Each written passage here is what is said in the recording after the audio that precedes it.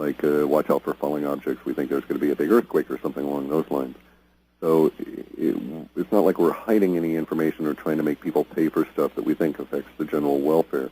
We're approaching this with as rigidly a moral and karmic view of what we're doing as we can, because to a certain extent we've already seen the limitations of the other world and what it's offered in terms of paper debt and money is going to go away in a very quick time frame, and it's necessary that all regular humans band together and start seeking cooperative methods by which we can all move forward into a very trepidatious future.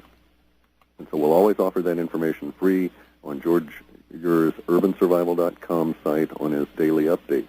Okay, I'm going to think we know something. Right. That's where it'll be. I'm fixing the link now to his name on my homepage, so you'll be able to click on George's name, go right to his site, urbansurvival.com. And Clif's name will go to halfpasthuman.com. Okay, I was saying something right before the break, and I'm doing 4 things at once, and I've forgotten where I was. Do you remember? You were discussing the powers that be in the fear. That's right, the fear issue. Now, we want to pursue that a little bit more. At what level is this fear? Who are they? Are you talking about the idiot in the White House and his neocon handlers? Who are we talking about? We're actually talking about what Buckminster Fuller described in Critical Path as the invisible hand by which we're all manipulated.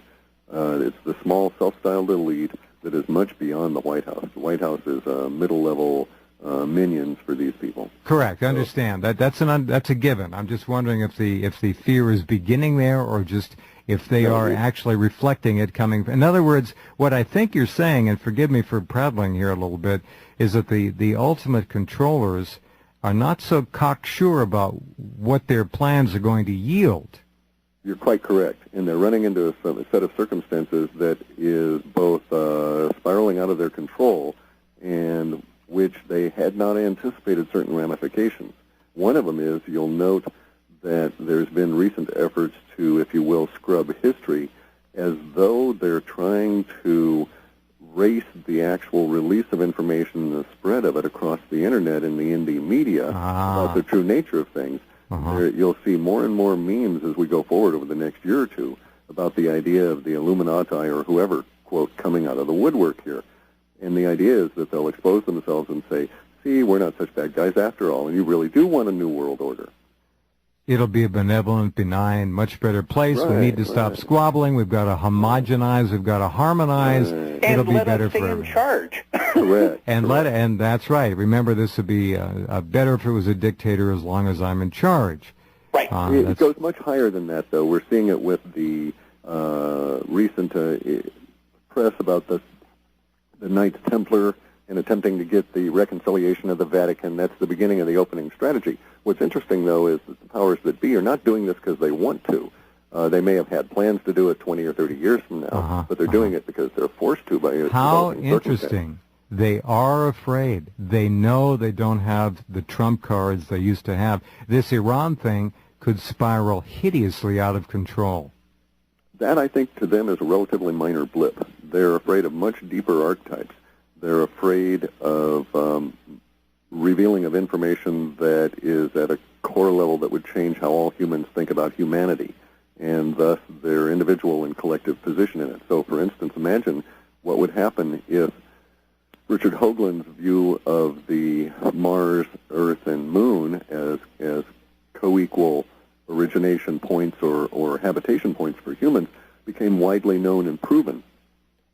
If you thought you had a history as a human that went back 100 million years, and humans used to live on Mars, and humans used to live on the Moon, and now we're finding evidence that that was the case here, then we can put to rest a whole lot of relatively recent kind of inventions. Everything turns over. By the way, that's all true to one degree or another, as you guys know. And in fact, we're starting to see more and more discussion on the internet of things like the asteroid belt being a blown-up planet. Yeah, things well, like that. Have you seen John Leonard Walson's the 2 series I've been doing for months now? His space machines, and his. Did you see his most recent trip? John visits the moon. Did you see at the minute and 50 point what's on the moon? That perfect red, absolutely geometrically perfect spire sticking up out of the moon's surface. No question about it, none. Yeah. And you see this reflected in some of the sites we go to stay current with the language from the powers that be. They don't really like a lot of this information coming out. Oh, no. John gets hassled all the time. We're talking about Chinook helicopters, black helicopters. Yeah, he's found something that we're not supposed to be seeing, and he did it by creating something with a telescope that was actually an invention of his, an innovation that allows him to see in broad daylight at the very limits of optical diffraction. I mean, it's quite an achievement. It's an amazing discovery. And, of course, it has to be buried because of what he's looking at. And there's discoveries like this all over the place that are popping up, again, much to the consternation of the powers that be, because they like to think of themselves as in charge and managing it all.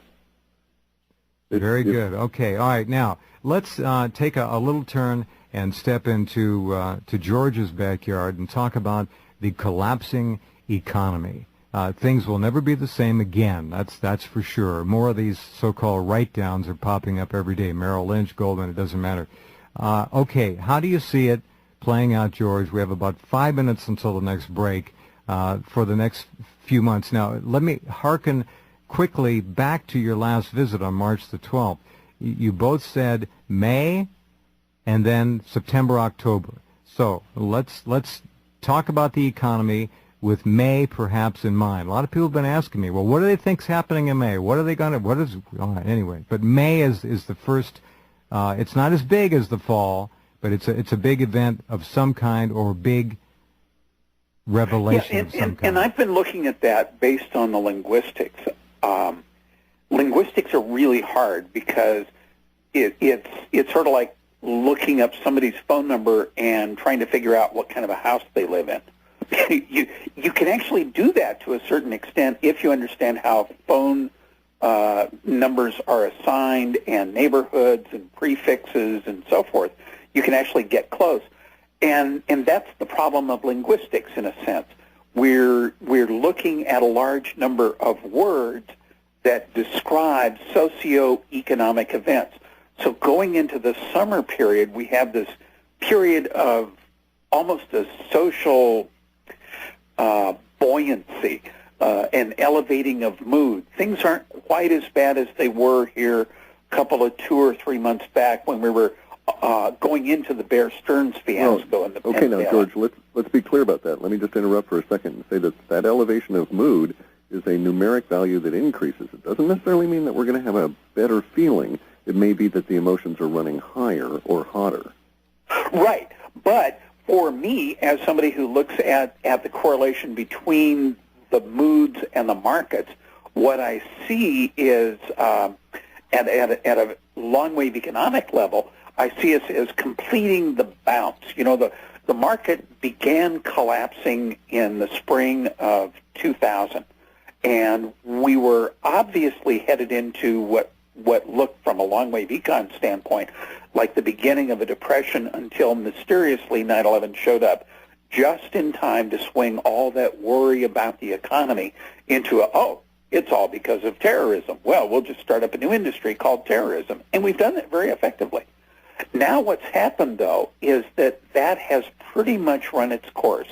We've got our wars, we've got the big investment, and now we're looking at earnings, and we're asking fundamental questions again like, okay, GE did this, but now where do they go from here? And so over the course of the summer, we'll probably, and this is my own interpretation of it, we'll probably see a peak of the markets, and along toward August, September-ish, when we get into the last-minute Bush war, which could easily be spun into a don't abandon the course, vote for McCain because he'll lead America to victory over our enemies and that kind of thing. So I can almost see that as being a Republic Corp tout going into the fall. So with that kind of thing, you can see how we transition from a bubbly stock market into a new war, into a collapse as the new war goes badly, and at the same time, China and others get angry and start dumping dollars in an even more serious way. And I think we really are at 1929 because we're at $500 billion of notional valuation of derivatives. And that's like 10 or 12 years of the entire world's output. That's right, GNP. Now, Yeah. you say there was a precedent and a similarity back in 1928. It wasn't half a quadrillion, but on a scale, it was quite large. It was, but what's interesting is in 1929 we had the big crash, and then we had the government intervention. We had the beginnings of the crash in 2000, so we had the government intervention before the definitive crash. And this time, what happens in the crash is, unfortunately, I think it's likely that huge numbers of Americans will find their whole life savings wiped out. Well, I think a lot of them already have had their life savings wiped out, but they don't even know it.